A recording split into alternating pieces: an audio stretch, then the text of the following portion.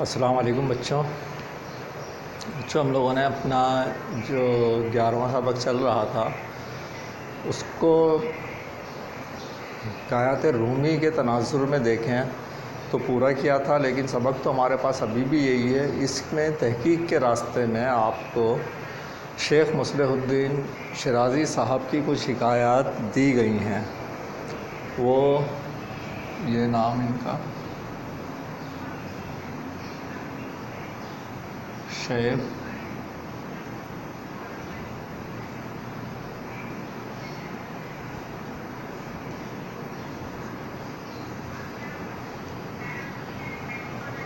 Saadi Shirazi.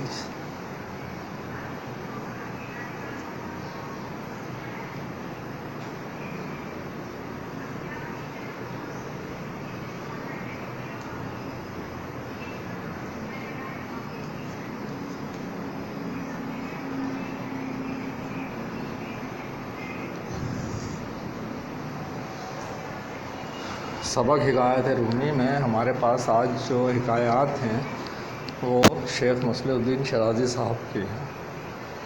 ان کا تعارف بھی اسی میں موجود ہے سبق کے اندر ہی۔ شیخ مصلح الدین سعدی شیرازی بھی اسی زمانے کے عظیم فارسی شاعر تھے جب مولانا روم حکایات لکھ رہے تھے۔ شیخ سعدی نے بھی حکایات پر مبنی 2 کتابیں لکھیں۔ ان کے نام گلستان اور بوستان تھے۔ ایران، بر صغیر اور دوسرے بہت سے مسلمان ممالک میں صدیوں تک بچوں کو قرآن شریف کے بعد یہی کتابیں ابتدائی درسی کتب کے طور پر پڑھائی جاتی رہیں۔ یہاں گلستان کے پہلے باب کی 10ویں حکایت کا خلاصہ پیش کیا جا رہا ہے۔ اس کے کچھ مصروں کا ترجمہ اقوام متحدہ کی جنرل اسمبلی کی عمارت میں بھی درج کیا گیا ہے۔ اب یہ شیخ مصلح الدین شیرازی جو ہے وہ خود بیان کر رہے ہیں۔ کیا ہے؟ میں دمشق میں حضرت یحییٰ علیہ السلام کے مزار پر اعتکاف میں تھا۔ اعتکاف سمجھتے ہیں نا بچوں، مسجد میں ایک پردہ لگا کر یا بغیر ویسے ہی آپ جا کر بیٹھ جاتے ہو، دنیا کو ترک کر دیتے ہو اور اللہ کی عبادت میں لگ جاتے ہو، جو کہ عموماً رمضانوں میں ہوتا ہے۔ عام دنوں میں بھی آپ نفلی اعتکاف کر سکتے ہیں، لیکن کیا رمضانوں میں ہوتا ہے، تو وہاں پر بیٹھے ہوئے تھے یہ۔ جب ایک عرب بادشاہ بھی جو ناانصافی کے لیے مشہور تھا مزار کی زیارت کو آیا۔ یہ بھی گئے ہوئے تھے، وہ بھی آیا۔ نماز پڑھ کر دعا مانگی، پھر مجھ سے کہا آپ درویش ہیں، آپ کا ضمیر پاک ہے، مجھ پر توجہ کیجئے کہ مجھے ایک طاقتور دشمن کی طرف سے خطرہ ہے۔ میں نے جواب دیا۔ اب یہ کس نے جواب دیا؟ یقیناً شیخ مصلح الدین سعدی شیرازی۔ ان کو ہم صرف یہ شیخ سعدی بھی کہتے ہیں، ٹھیک ہے؟ تو شیخ سعدی صاحب نے یہ بولا ہے۔ اب جو باتیں انہوں نے اس طاقتور بادشاہ کو کہی ہیں جو کہ ناانصافی کے لیے مشہور تھا، وہ سننے والی اور غور کرنے والی ہیں۔ کمزور رعایا پر مہربانی کرو تاکہ طاقتور دشمن سے نقصان نہ پہنچے، تاکہ تمہیں طاقتور دشمن سے نقصان نہ پہنچے۔ یہ کیا بات ہے کہ جب ہم اپنے سے کمزور کے اوپر، یہ صرف بادشاہ کے لیے نہیں ہے، سب کے لیے ہے، جب ہم اپنے سے کمزور کے اوپر ظلم کرتے ہیں نا تو وہ بھی ہم پر پلٹ کر آتا ہے۔ تو ہمیں کیا چاہیے کہ اپنے سے کمزور جو ہیں ان کے اوپر رحم کریں تاکہ ہم پر بھی رحم کیا جائے۔ بازو کے زور اور ہاتھ کی طاقت سے کسی کمزور کا پنجہ توڑ دینا غلط ہے۔ یعنی کہ جب ہمارے پاس طاقت ہے تو اس وقت ہم کسی کمزور پہ اپنی زور آزمائی کر رہے ہیں، اپنی طاقت دکھا رہے ہیں، تو یہ غلط ہے۔ جو گرے ہوں پر رحم نہیں کھاتا، اسے ڈر نہیں لگتا کہ خود گرے گا تو کوئی اس پر رحم نہ کھائے گا۔ اور کوئی شخص گرا ہوا، مقصد مشکلات میں گھرا ہوا ہے اور ہمیں اس پر ترس نہیں آ رہا، تو کیا ہمیں ڈر نہیں لگتا کہ جب ہم گریں گے تو ہمارا حال کیا ہوگا؟ کوئی ہمیں بھی نہیں پوچھے گا، نہیں اٹھائے گا یا اس پریشانی سے نہیں نکالے گا۔ جو برائی کے بیج بو کر اچھائی کی فصل چاہتا ہے، اس کا دماغ خراب ہے اور وہم میں مبتلا ہے۔ کان کھول کر سنو لوگو، لوگوں کے ساتھ انصاف کرو ورنہ حساب کا دن بھی آئے گا۔ اب ہم بیج تو بول رہے ہیں برائی کے، طاقتور بادشاہ ہے، ناانصافی کے لیے مشہور ہے، تو اس نے کیا بیج بویا؟ برائی کا، اور چاہ کیا رہا ہے؟ اچھائی چاہ رہا ہے۔ تو ایسا نہیں ہے، کیا بول رہے ہیں؟ کان کھول کر سن لو لوگوں، حساب کا دن بھی آئے گا۔ آج اگر تم اوپر ہو، طاقت ہے، تو تکبر میں مبتلا نہ ہو۔ ایسا وقت بھی آئے گا کہ جس وقت تم کمزور ہوگے اور تمہارے سے اوپر کوئی طاقتور موجود ہوگا۔ آدم کی اولاد ایک دوسرے کے اعضاء ہیں کہ ایک ہی جوہر سے پیدا ہوئے ہیں۔ اگر ایک عضو درد میں مبتلا ہوتا ہے تو باقی اعضاء بھی بے آرام ہو جاتے ہیں۔ اب انسانوں کی مثال ہے کہ سب کیا ہیں؟ اعضاء ہیں۔ کیوں ہیں؟ اس لیے کہ سب کا جوہر ایک ہی ہے، سب کیا؟ مٹی سے بنے ہیں۔ تو اگر ایک شخص تکلیف میں مبتلا ہے تو دوسرا بھی شخص تکلیف میں مبتلا ہوگا یا ہونا چاہیے۔ اگر یہ نہیں ہوگا تو کیا ہوگا؟ دیکھتے ہیں۔ اگر تمہیں دوسروں کی مشکلات کا غم نہیں تو تم انسان کہلانے کے لائق نہیں ہو۔ انسانیت کیا ہے؟ کسی دوسرے شخص، کسی دوسرے انسان کا درد اپنے سینے میں محسوس کرنا۔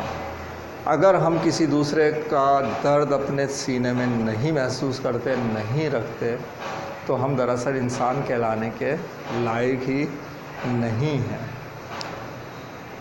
یہ تھیں شیخ مصلح الدین سعدی شیرازی کی حکایات جو کہ ہمیں یہاں پر دی گئیں۔ یہ دونوں دراصل ایک ہی زمانے میں کیونکہ لکھ رہے تھے، لوگوں کے لیے کام ہو رہا تھا، تو ہم نے دیکھا کہ کس طریقے سے ہمارے علماء نے، مفکرین نے لوگوں کی اصلاح کے لیے کام کیا۔ انہیں دلچسپ پیرائے میں نصیحت بھی کرنی ہے تو اتنے پیارے اور میٹھے انداز سے کہ کسی کے اوپر گرا نہ گزرے۔ ٹھیک ہے، اب ہے ہمارے پاس کلاس ورک میں جو آپ کے پاس پہلا سوال ہے وہ کیا ہے؟ پہلا سوال آج کے لیے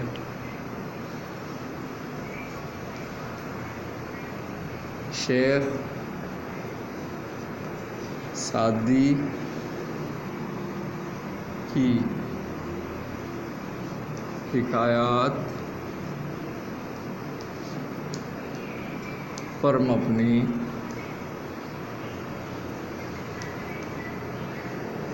کتابوں کے نام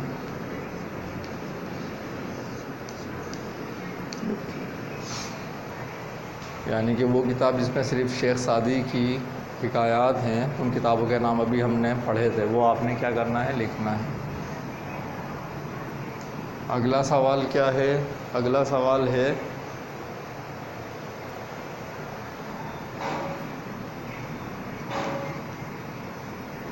مولانا روم کی دو مشہور تصانیف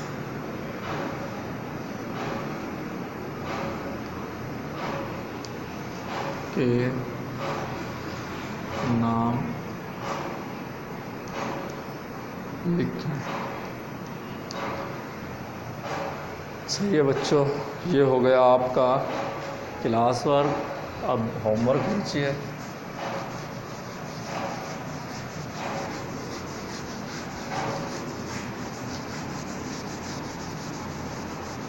ہوم ورک میں کیا کام ہے آپ کا؟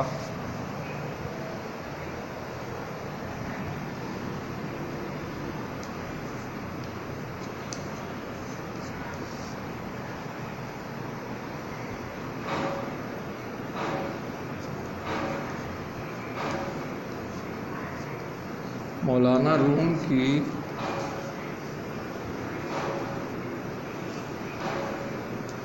حکایات کی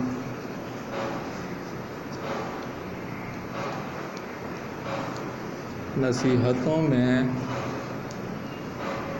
سے آپ کو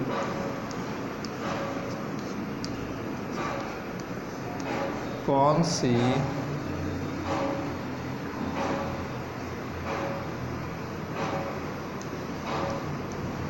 نصیحت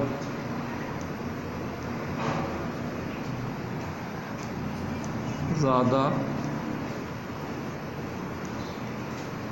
اچھی لگی اور کیوں؟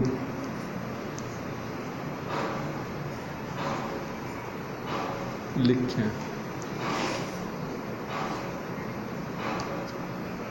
ٹھیک ہے، ہوم ورک میں کیا ہے، پچھلے میں تو آپ نے کیا تھا، جو ان کی حکایت تھی وہ لکھی تھی، اب آپ کو ان حکایات میں جو نصیحتیں ہیں، کون سی نصیحت آپ کو سب سے زیادہ اچھی لگی اور کیوں لگی ہے، اس کی وجہ بھی آپ کو لکھنی ہے۔ ٹھیک ہے، انشاءاللہ اگلے لیکچر میں آپ سے نئے سبق کے ساتھ ملاقات ہوگی۔